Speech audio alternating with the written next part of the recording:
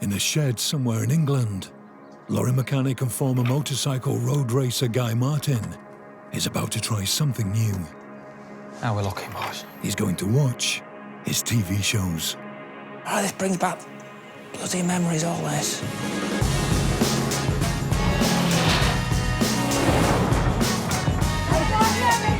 Bloody hell. I'm not a big TV watcher anyway, and if I was, why would I be watching the programmes that I do? Because I know exactly what went on. There's no surprises, boys, because I was there. You know, I was there. I'm not going to lie, I have watched a box set before. Love Island?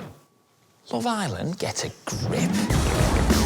Over the next few nights, Guy is settling down to view his back catalogue, built up over 10 years of making programmes. Bloody lovely. I'm 38-year-old now, and I still feel like a bloody kid. Except I've got a family and 2 dogs. No. So, since I've got a bit of time going spare, we'll watch a bit of TV. And getting slotted into the DVD player tonight, a Guy's impressive tally of 5 world speed records. That's fair going, that, isn't it? That's fair going, and the amount of learning we've done along the way. World's fastest sledge. Mileage covered in 24 hours on a tandem. If there was ever one to do the damage mentally, this is the one. World's fastest gravity racer. Fastest speed on a wall of death. Guy Martin going for a piece of history. And world's fastest tractor. She's quick. She's quick. No better time to have a brew and sit and watch your handiwork. It's not my handiwork. I was the lucky boy that got to do them. You was the boys that put it all together. So, yeah, we might as well have a sit down, have a cup of tea and watch a few programmes.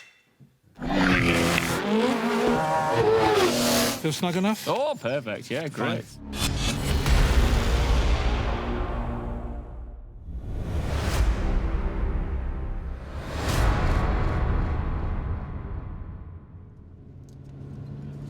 Guy's very first speed record project began over 7 years ago. You remember that? That was mint, really, wasn't it? The record to beat had been set by a German, Rolf Allardyson, at 62.25 miles per hour. So that's not good, is it?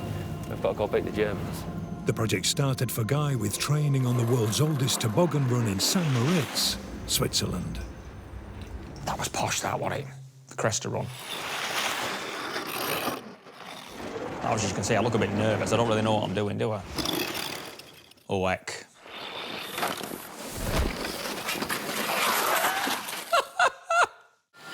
Martin in the straw, are you all right? I should have signalled to him that I was all right. Are you all right, Martin? By posh one there. Martin, are you all right? Yes, mate, yes, mate. I still wear that same shirt. Next, Guy travelled to Sheffield Hallam University, where he worked with a team of sports scientists to design a world-beating toboggan. Hallam University? What a workshop there, eh? Team leader, Professor Steve Hake, took Guy and a skateboard to a local park. Should we go for it? So they could work out his ideal riding position. Oh, she looks a bit sensitive. Oh, I've got a bit of a weave on.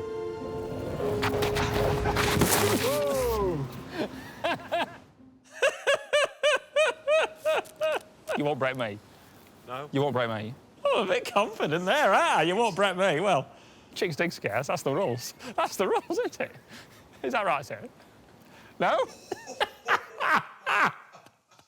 I'm used to that, aren't I? After donning some unflattering lycra, This was for this, like, 3D modelling. Not leaving a lot to the imagination, this, is it? It's a trick, isn't it?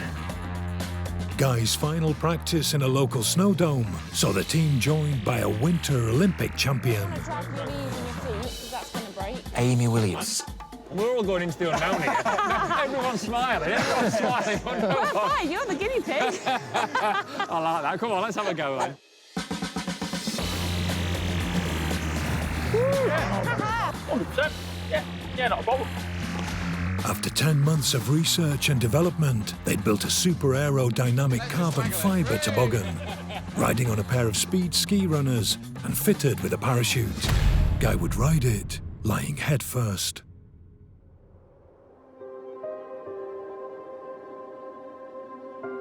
For the finale, Guy travelled to the Principality of Andorra in the Pyrenees to make his record run. But there was no first-class treatment for Guy or the two mates who travelled with him. Got there in my van. 3 of us in the front of a tranny van. I was all right, I've got the driving seat, I know where the armrest. Not them boys. Got there in my van. It's not that far, Andorra's not far. You're doing sort of 10 or 12 hours. So you don't drink. We only stop for diesel. That's what I told the lads before we got in. And they're both big lads, them, the lads that come with us, in the front of a tranny van. Guy would make his run on the daunting On-10 speed skiing slope, 46 degrees at its steepest point. It even had Guy nervous. It's not that one, is it? It is. It's that one. What do you reckon? He's in that. That's steep, boys. And we didn't even set off on the top. Bloody hell.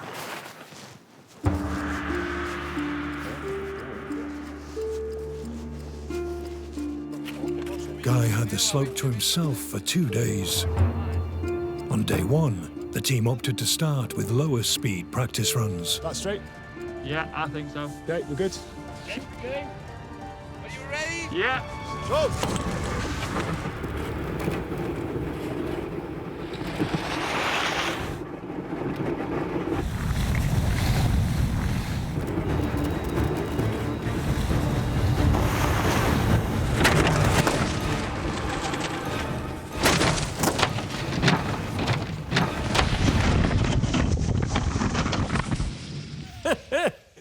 I remember that.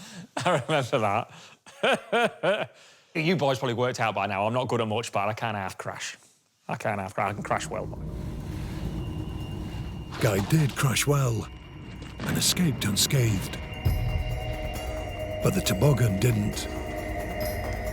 It's pulled the mounting right through there, through the skin. The carbon fibre body was wrecked and couldn't be repaired. Luckily, there was a backup. There's the van. FT13 AFK, your tranny van. Also in the back of Guy's van was a parachute. With a very short area to stop in, this would be vital to slow Guy down in time. But it had never been tested. No one knew if it would work, or if it might flip Guy over at high speed. That is steep, boys. Yeah, okay.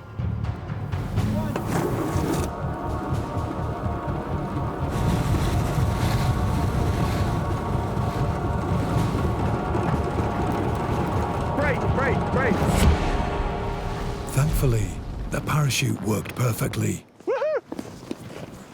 Well done. I felt it a treat. Did you? Yeah. I felt it. It deployed well. Right it was straight, timing. and it was straight. Timing was brilliant. Spot on. I've still got that helmet. Right, that's the plan then. That's the plan. Excellent.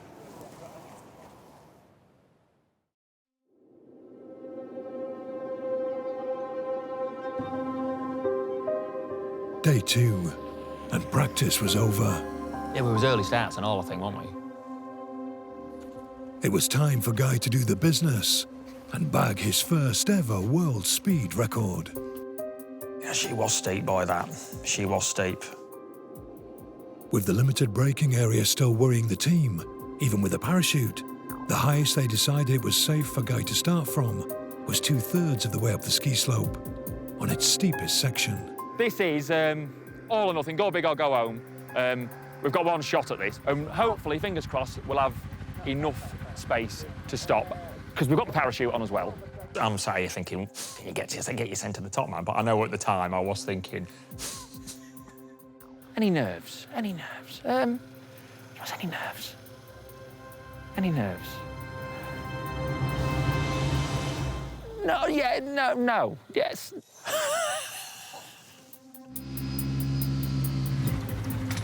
Cheers, mate. Okay. Cheers, mate. Cheers. I know I'm kind of like a bit nervous and is this going to happen? Is he going to do it?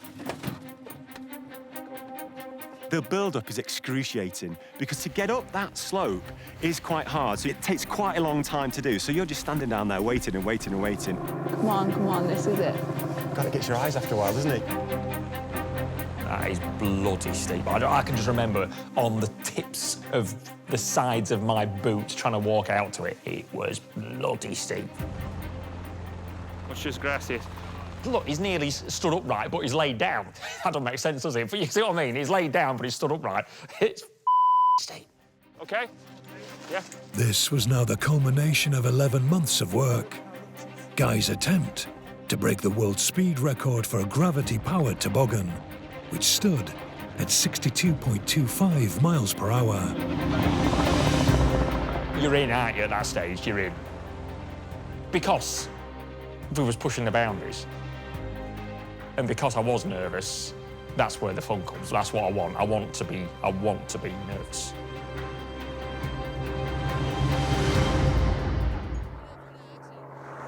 Five, 4, 3, 2, 1.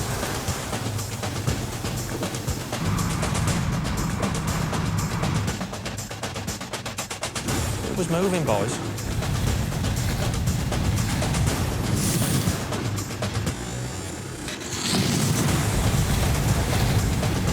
Guy flew through the speed trap.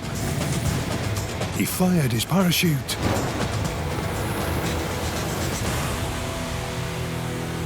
And the speed, 83.49 miles per hour. Oh, what a start. Or 134.36 kilometers per hour. Top job. Brilliant. 134. Hey! Fantastic braking. Yeah. Guy had smashed the world record. Plenty of time. Worked a treat. You did it. Thank you very much. Perfect, boys. Perfect. I was hardly You were so touching. good. It was straight line. Yeah. You hardly It was did anything. really I put a couple of inputs in. And then you were done. Go. Yeah.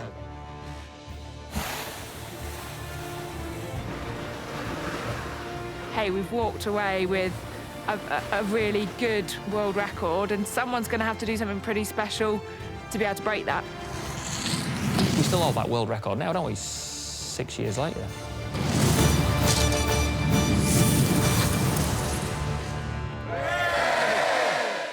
So if I said, we're up the sledge and they said you can go from the top.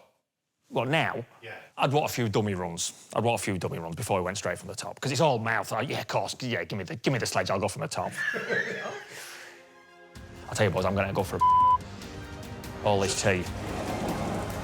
When Guy returns, he looks back on the time he and a mate spent 24 hours packed into a pedal-powered sardine tin. And it was a bloody biohazard, wasn't it? I'm sweating that. My God. I've not forgot any of that. And Guy reveals why this was one of his most painful experiences ever. I ended up rubbing deep heat on me todger, didn't I?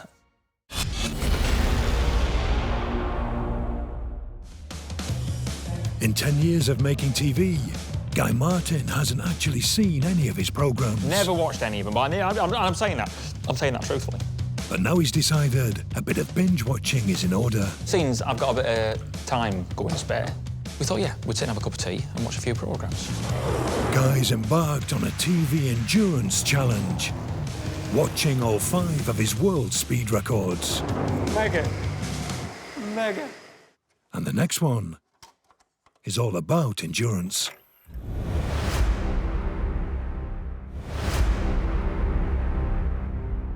Oh, bloody hell.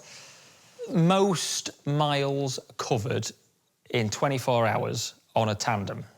That's what the goal was. A tandem is a bicycle made for 2, so to help him out on this record attempt, Guy needed a partner. I said, you don't need any of the Tour de France men, any of the Olympic men. You need my mate, Jason Miles. I'm Jason Miles. I work full-time as an IT project manager. Outside work, I'm a 24-hour solo mountain bike racer. He was a legend in the 24-hour scene. Guy and Jason's machine was created by world-renowned bike designer Mike Burrows. More than impressed. Brilliant. What a work of art. Mike's design for a side-by-side recumbent tricycle aimed to maximise power and stability and minimise drag, using a tear-shaped aerodynamic carbon fibre fairing. I mean, it was a trick thing. That came up for sale on eBay about a year ago. 15 grand someone wanted for that. And during his only practice in his new recumbent, This is the start of it, all, isn't it? Guy had probably his slowest ever crash. I think that was Jason's fault with crashing the field, wasn't it? Might as well give it some sticks. If he's going to break, he's better off break. Whoa!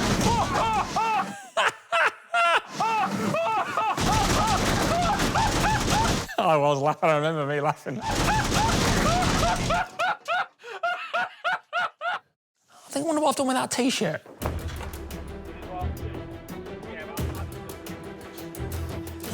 At 6:26 p.m. on Saturday the 9th of August 2014, on Goodwood Motor Racing Circuit in West Sussex, Guy and Jason's record bid began. It's happening, mate, isn't it? It's happening. 5, 4, 3, 2, 1, go. Good luck.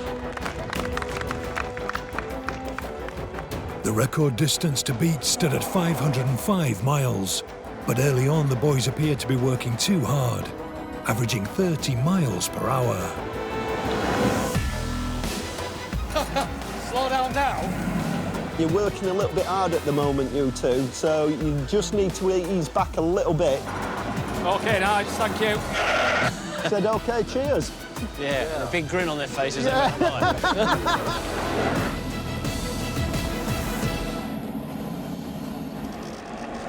What did we do? We just sat and pedalled. You just get your brain on and you just keep plugging away. It's like a good couple. You can comfortably share a silence. You know what I'm saying?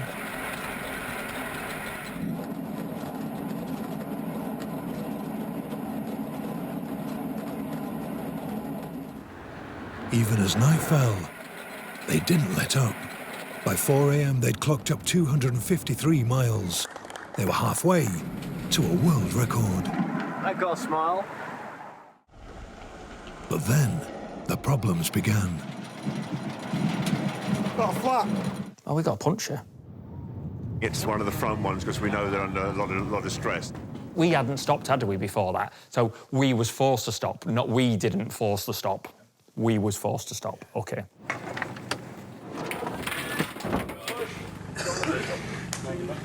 Did this make good television, then? Yeah. As dawn broke, Guy was clearly in pain. Bit sore down there. Yeah. Yeah, my todgy was chafing, all the inside of my legs and my backside. Chafing when you want them to rub together for 24 hours. Guy's chafing became so painful that they were forced to make another costly stop. Don't matter how embarrassing it is, it's a potential showstopper. And it's definitely not something you can just go, oh, man up. I was going to change my shorts. You just blather up in chamois cream. But I've open sores at that stage, and putting chamois cream on like that is a bit bloody tender. But unbeknownst to Guy and the crew at the time, it wasn't soothing chamois cream he was rubbing into his genitals. Did I not? You didn't put that on there?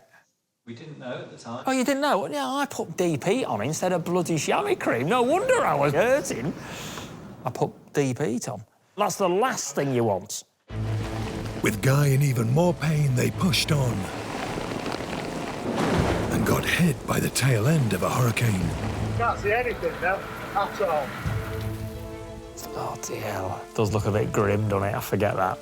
Time's a good healer, isn't it? Time's a good healer.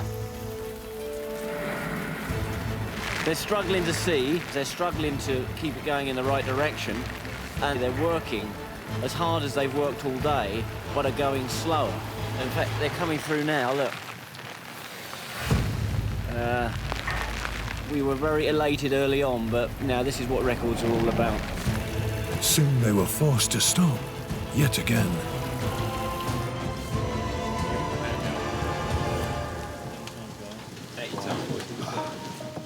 My lower back was, I was in agony. Jason was struggling with his back. There was some suffering that went on there, boy. Like I've been dragged through edge backwards, don't I? We knew that the team of people that were in our pit would be able to look after us and put us right. A whole hour later, they climbed back into their recumbent, now swimming in bodily fluids. I'm wetting myself, I'm peeing myself. I'm just sat in my own wing. Trying to mop it out a bit. I mean, it was a bloody biohazard, wasn't it? It was just minging. Yeah, Andy, the sound man, he could see that one of his mics was getting a bit condensated, and so he's there cleaning one of his mics. I just thought, blowing out. I says, this is when I got there. I says, hang on, mate. I says, that's my weed, that. I'd go steady if I were you. I remember that. Incredibly, despite all the problems, after 20 hours, the world record, which stood at 505 miles, was in sight.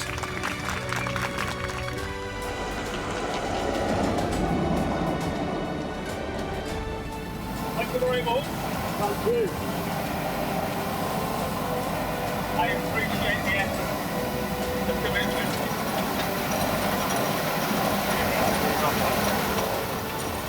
You were the only man for the job anyway.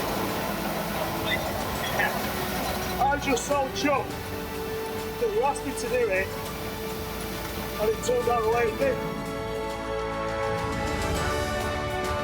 After the full 24 hours, they'd clocked up a staggering 565 miles and smashed the previous world record.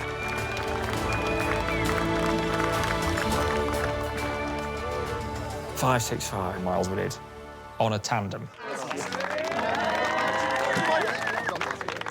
Why you got in trouble? Why for calling it a tandem? So ours isn't a tandem. Ours is just a human-powered vehicle. Okay, not a tandem. If there was ever a time or a place to fall out, it was in there, and we never had a crossword. Couldn't have wished for more. We've had a fabulous day. Amazing record. That's going to hang on the wall for quite a while, I would think. And 6 years later, it's a record that's still not been beaten. 565. No, like I said, time's a healer, isn't it? As soon as I finish, like, I'm not long after before my brain's gone, right, what are we doing next? What are we doing next? What are we doing next?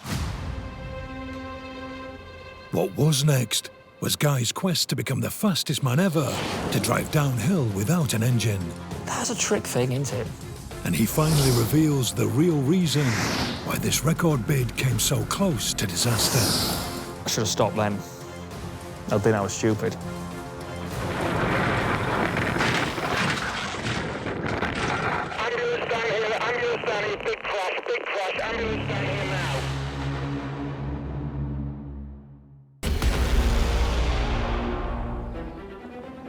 Over the last few years, Guy Martin has bagged himself 5 world speed records. And that's fair going, that, isn't it? 5 world records. But Guy has never before sat down and watched his TV exploits. I'm into the doing, I'm not into the watching. So I don't really know what they come across like. Now, for the very first time, he's decided to look back and tell some of the real stories behind the filming. Next is Guy's attempt to set a new world speed record for a gravity racer.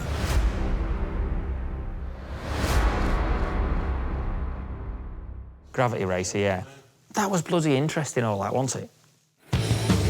As the name suggests, a gravity racer is an engineless go-kart which accelerates downhill using only the force of gravity. Guy's training in going downhill as fast as possible was provided by street luge world champion Helen Schmidt, and it wasn't without incident. I'm doing some crashing there, aren't I? Did I do as much crashing as that? Yeah. I hit him there, didn't I? Next, Guy designed and built his gravity racer with an all-female team from Sheffield Hallam University. Clever buggers there, isn't there? Project manager Heather Driscoll and engineers Christina King and Alice Bullis. They created a carbon fibre bullet on wheels with a super strong chassis. Those girls were spot on. Finally, in October 2014, Guy headed to Mont Ventoux in southern France, where over 2 days, he would attempt to set a new world speed record in a gravity racer by going faster than 84.4 miles per hour. The local authorities had agreed to close a steep 2-kilometre section of the road each time Guy made a run. It's got quite an iconic cycling venue, is Mont Ventoux. So obviously you get a load of boys trying to do it and trying to claim the time. We're there to try and break this record, but if a cyclist has gone past and the road's not been closed, we've got to wait before we can get going.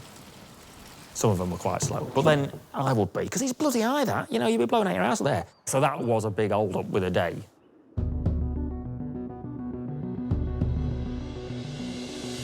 His Finnish gravity racer certainly looked fast. What a workabout that was, though. Oh, this brings back bloody memories, all this. With the road closed and clear, the team prepared for Guy's first high-speed run. Any words of wisdom? Hold on. Come on, you can do something better than that, lad. Come on. Don't break it. Don't break it. Yeah, don't break it. That's it. My side's good. I'm looking forward to this. On his first run, Guy opted for a gentle rolling start.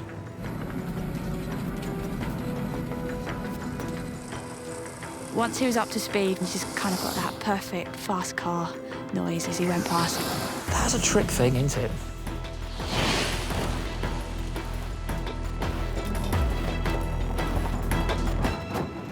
Worryingly though, Guy's GPS unit showed he was way off the 84.4 miles per hour target. 71. 71. Almost 72.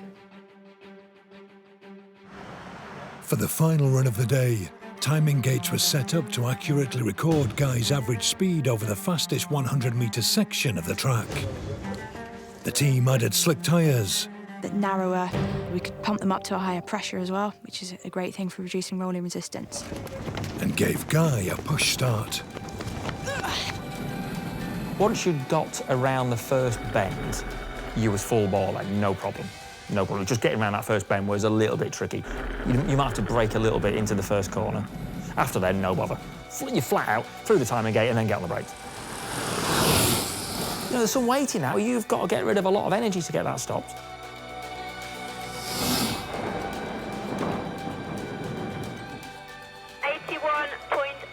Miles per hour. Mega. Brilliant. 3 miles away from the actual record. Oh, what a day that was. The best, yeah. Yeah.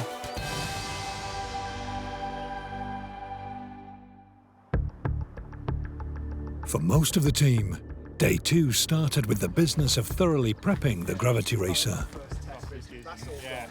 We made a couple more changes.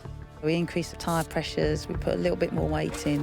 One of the easiest ways was bottles of water. We knew how much they weighed, it was really easy to kind of chuck them in. Guy, though, remembers that morning for a very different and altogether less wholesome bit of business. Oh, I had a on the hill, yeah. I bloody did. South of France, right? It's on the side of that hill with a view like that. Nothing to beat it. Driver ablutions completed. The team were ready to roll. I was really worried that maybe that was it, maybe it couldn't go any faster. Shall we get lid on? Yeah. It was time to try and break the world record of 84.4 miles per hour. We had a perfect start, the line looked good, and yeah, as we saw him disappear around the bend, it was sounding good as well.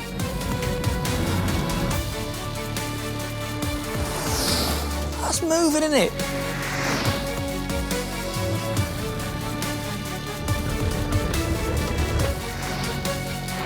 It was so great, so fast.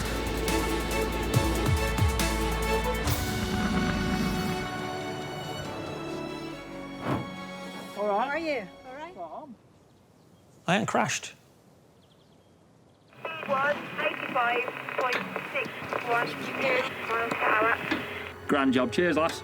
Mega. Guy had done it. He'd set a new world speed record. 85.6 miles per hour. Everybody was so happy. Spot on, spot on. Spot on. We've done it. And it was just such a relief. We've properly broken the record. Tell us, we're dying to know. He was like, yeah, we've done it. It was 85.612. Couldn't believe it. Absolutely gobsmacked. He had the record and could drive home happy. But now, 6 years later, Guy's ready to come clean on why he still went for another run down Mont Ventoux, and why that run went so badly wrong. So this was just before dinner, yeah, and then you told me, right, and we got the record, so that was done. He said, just go down and do a steady run. Don't do anything stupid. We need to get the helicopter filming done so it all looks spectacular and all that. And I said, yeah, all right, mate. Obviously knowing, right, we've got one more go at it. we're going to go for it here. Just get him in, let's have the weight in, come on. We'd learnt at that stage, the more weight we put in, the faster we go. More speed, Captain, more speed. So I thought, right, bottles of water, rocks, let's get as much weight in as we can and let's go for it. A mate of mine who'd come down with us, yeah, we had his rucksack or something with it. We had that in the back. Anything we could get at the top of the hill, get it in. So that's what we did. We're here to do the job. I didn't tell you boys. And then this is what happened. Just be safe. Be safe. Go. Go. Oh, I hope it goes all right.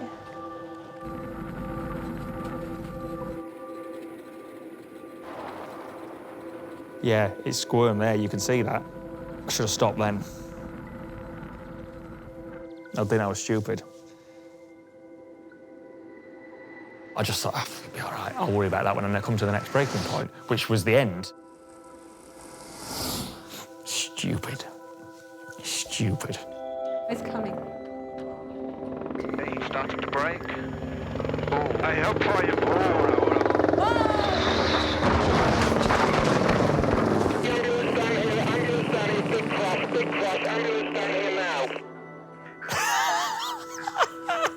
That was a big crash, wasn't it? Oh my God, what if you said You'll be fine. That was a big crash.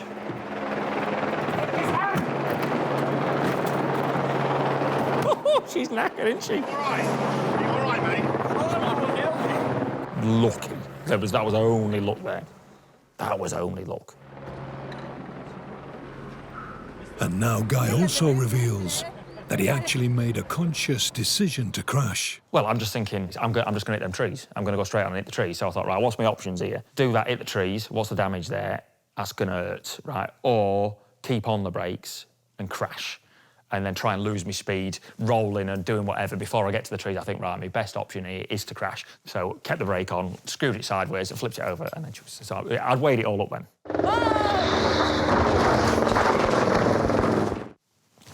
I was just lucky.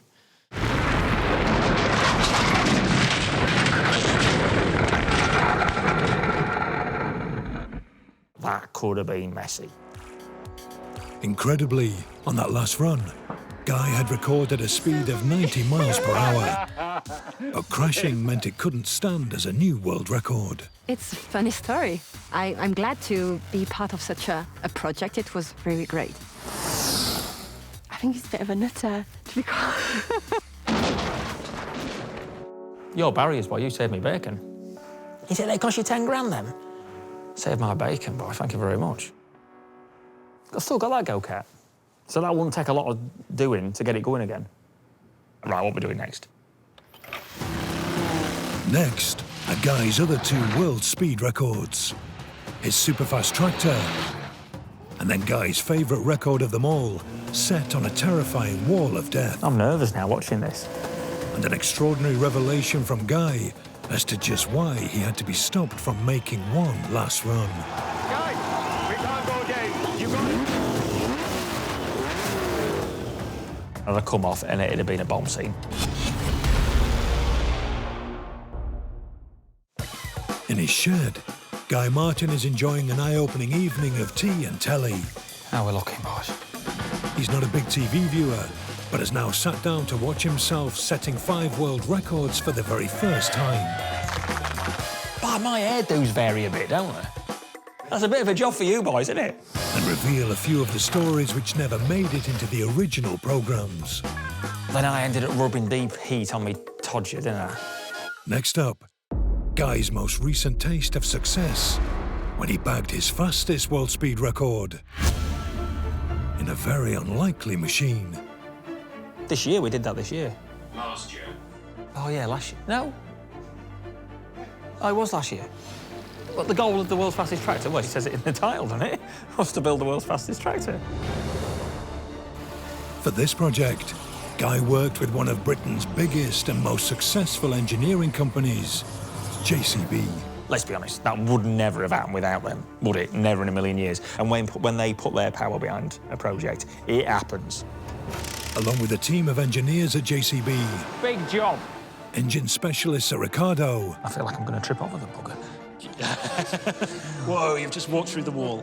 and aerodynamics experts from Williams F1, All right, yeah. Guy built a world-beating tractor. World's fastest tractor. Bloody impressive, man, isn't it? Bloody impressive. He then made his record bid at Elvington Airfield, near York. Look at me in them overalls, hey? Like a right Bobby Dazzler, don't I? With the project team leader, Alex Skittery, Let's go, Carter. just trying to keep up in a chase car.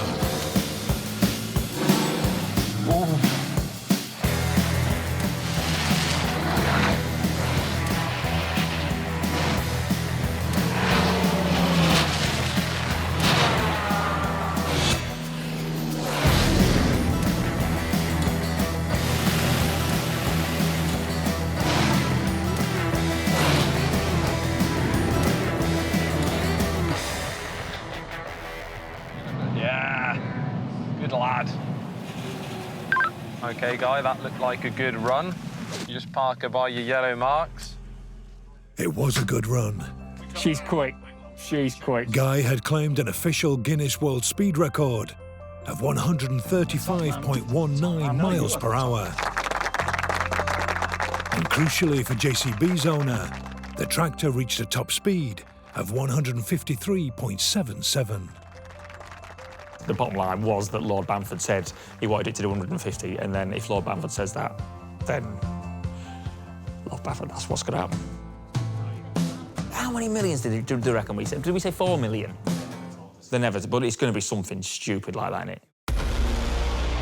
While the tractor is Guy's fastest world speed record, it was 3 years earlier when he set what was easily his most ambitious, dangerous, spectacular, and favourite record, live on TV.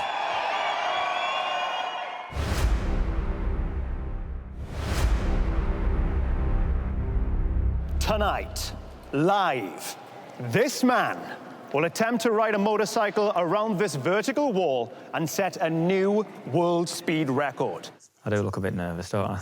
If you're after a gentle evening's viewing, you're on the wrong channel.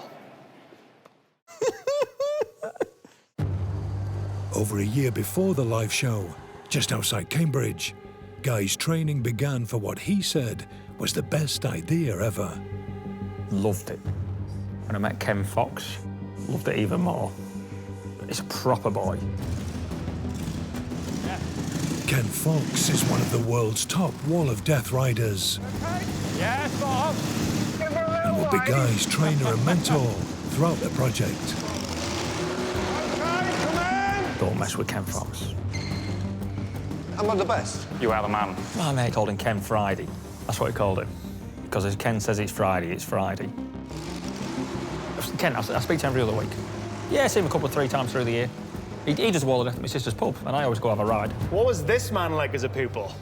Well, once he learned to put his hands up to go to the toilet, he was all right. To learn the science behind his record attempt, Guy met up with Dr. Hugh Hunt from Cambridge University. Hugh Hunt wrote the formula for me sticking to the Wall of Death on the back door of my van, or like the wooden board inside the back of the van. So he wrote that on there, and I've still got that. Let me go get it. Well, it has been in here for a bit. March 2015. I signed it, Hugh Hunt signed it. Look, Wall of Death, you see that? And to be honest, I can't make much sense of how else is written on there. That's 10G, something. Then, after some discombobulating G-force training in a stunt plane, Bloody hell. I do look a bit second-hand, don't I? Guy prepared to ride the biggest Wall of Death ever, built in a disused hangar just down the road from his house. Manby Hangers. That's an housing estate now. Is it? Yeah. You wouldn't think. Over 6 months, a local construction team built the wall using 30 tons of wood and 50 shipping containers. This created a riding surface 6 meters high and with a circumference of 121 meters. 40 tons of scaffolding were added to create the TV set. Then the 120-strong TV crew turned up in 20 trucks, and everything was ready for a live show. I think I biked there that day, didn't I? I can just remember seeing all of the trucks, the aerials, the satellite dishes. It just, like, what am I going into here? It just blew my mind. Guy would ride the wall on a bike he'd built himself from scratch. Guy, I believe you built this in your shed. In the shed, mate. In the shed. You didn't really have any confidence in my bike building, which I could sort of understand. We had a few problems. The first practice on the wall and then it electrocuted me and it didn't run and it leaked oil. Yeah. So I wasn't filling you boys with confidence about my bike building skills. Got the handlebars off my Uncle Rodder's. Finally, Guy rolled his bike into the wall in front of a live TV audience of 4 million. Yeah, 4 million people watching me with camel toe. That's all levers like that. Looks like he's in the zone. Feeling good? All right, mate, yeah, right. Okay, here we go. Seems pretty relaxed, but let's not forget this is very risky and very dangerous. It's now time to hand over to our commentator, James Allen. Over to you, James. Thank you, Steve. Well, it's not often you see something that's never been done before. I'm nervous now watching this. And Guy Martin, 15 times on the podium in TT. This very much a familiarisation run, really. First, Guy rode a couple of circuits on the angled ramp to make sure the bike was running well. Look nice, look good. It's a nice sounding bike, those, aren't they? Give it a beat, Steve. Wake the tyres off. The second run was all about Guy getting used to the vertical wall. That's moving, isn't it? He's got a feel for the wall, and he just wants a last-minute bit of reassurance. The third and final run was where he'd go for the record. Here we go, listen to the revs rising. This is so exciting. Guy already knew exactly what speed he wanted to reach. I wanted to do 80 miles an hour. And he can now reveal why reaching that speed was so important to him. I'd done 80 that morning. Yeah, it was like the dress rehearsal, yeah. We did 80.3 then, and everything went hunky-dory, so we thought, right, I think I can go faster than that, so for the live show, we'll go even faster than that. This is the final run. Guy Martin going for a piece of history. Look at the vibrations on his body. The G-force is mounting. 78. It's getting towards 6.5 G. Can he go quicker than that? I think he's done 78. The crowd love that one. He hasn't just broken the record. He's absolutely smashed it. Guy may have just set a massively impressive new world speed record, but he was intent on going again. I was supposed to do 3 runs. You let me go for another run, but you didn't really have any say on it because I was going whatever, wasn't I? I was going whatever. Because I knew I could go faster, because I'd done bloody 80 miles an hour that morning. Go again. Listen, go again, but for a very short time, 1 lap at a bit of speed, all right? Only... Wow, here we go. Unexpected. We thought it was going to be only 3 runs. Guy was now pushing his luck. The 3-run limit was set because of the potentially disastrous effect of repeated high G-forces. His girlfriend and his mother could hardly watch as he went for a 4th run. And Guy was suffering. It's just him against the clock. There's another revs rising. He's pushing it harder than ever now.